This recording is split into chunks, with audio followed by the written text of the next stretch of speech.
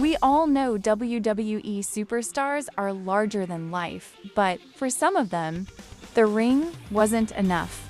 Over the years, a handful of wrestlers decided to step outside the squared circle and see if their charisma, presence, and storytelling could work on the big screen. Some of them became legit actors, some gave it a serious try but stepped away, and others found exactly one lane where acting worked perfectly for them. Today we're talking about WWE wrestlers who gave acting a chance. Let's get into it. First up, Roddy Piper. And honestly, this is where the conversation really starts. Before Hollywood ever took WWE seriously, Piper was already proving that wrestlers could act. His role in They Live is more than just good for a wrestler.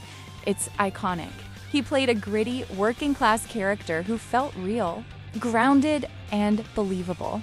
Piper didn't chase blockbuster fame, but he absolutely laid the groundwork.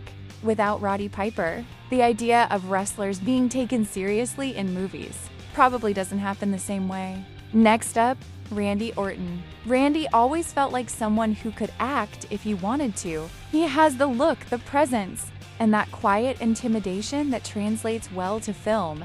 He starred in 12 Rounds 2 and The Condemned 2. And honestly, he wasn't terrible. His strength was always menace, silence, that slow burn danger. But here's the thing. Randy didn't need Hollywood. We paid him well, kept him comfortable, and made him a legend. Acting wasn't a failure for Orton. It just wasn't worth stepping away from wrestling. Now let's talk about John Cena, because his acting journey is one of the most interesting evolutions we've seen. Early Cena movies? Let's be honest, rough.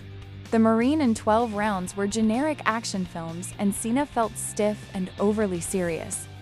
At the time, Hollywood was clearly trying to turn him into the next Rock, and it just wasn't clicking. Then, there was Fred. Cena played Fred's imaginary tough guy dad in the Nickelodeon movie, and the role was completely ridiculous, loud, over the top, absurd, and the key thing?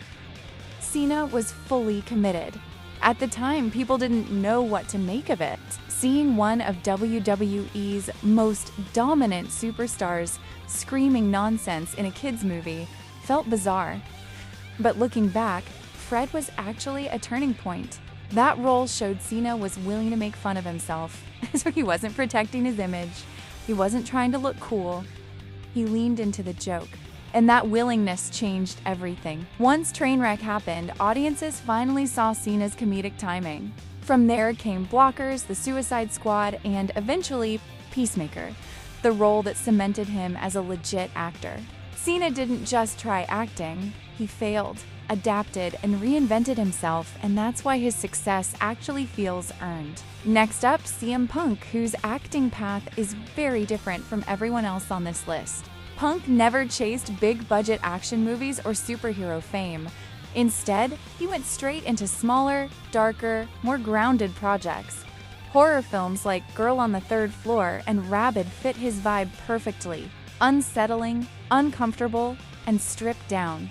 Punk's acting career isn't mainstream Hollywood, and that feels intentional. He carved out a niche where his personality actually enhances the role instead of distracting from it. Now let's be real, Kane in movies just makes sense. See No Evil was perfect casting. Kane didn't need emotional depth or long dialogue scenes. He needed presence, silence, and menace. The movie works because Kane already felt like a horror villain long before cameras were rolling. The size, the mask, the slow movements, it all translated naturally to film. So when you really look at it, WWE and acting have always been connected. Wrestling is already performance, already storytelling, already character work.